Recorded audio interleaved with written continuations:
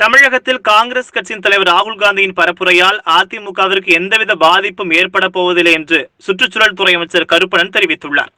ஈரோடு மாவட்டம் பவானி எடுத்துள்ள பூதாப்பாடியில் மேட்டூர் வலதுக்கரை வாய்க்காலில் 64 கோடி ரூபாய் மதிப்பீட்டில் கரைகளை பலப்படுத்தும் வகையில் நடைபெற்ற திட்டப் பணிகளை சுற்றுச்சூழல் துறை அமைச்சர் கருப்பணன் இன்று பூமி பூஜை செய்து தொடங்கி வைத்தார்.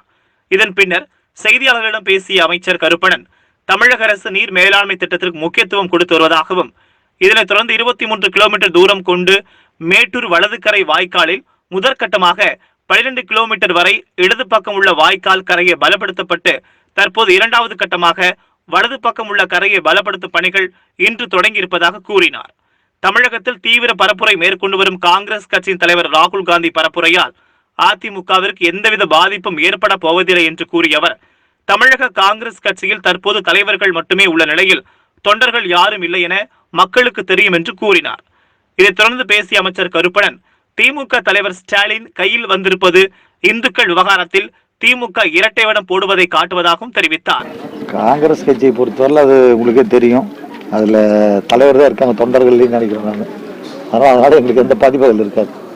ஆனா இப்ப திமுக தலைவர் இந்துக்கள் எங்களுக்கு விரோதி இல்லை அப்படிங்கிற மாதிரி கருத்து சொல்லியிருக்காரு. இப்ப வேல் பிடிச்சி நிற்கிற மாதிரிலாம் நிறைய போஸ்ட் வந்திருக்கு.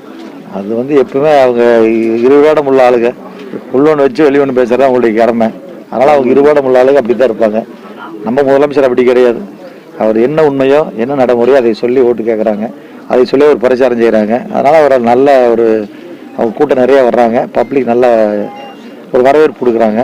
அதனால் அவரோட வெற்றி யாரும் தடுக்க முடியாது.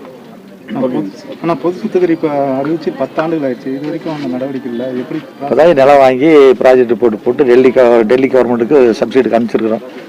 கூடிய விரல் வந்த உடனே மத்திய அரசு சப்சிடி கொடுத்தா மாநில அரசு ரெடியாக இருக்காங்க, அதை கொடுத்த உடனே வேலையை ஆரம்பிப்பாங்க. ஓகே.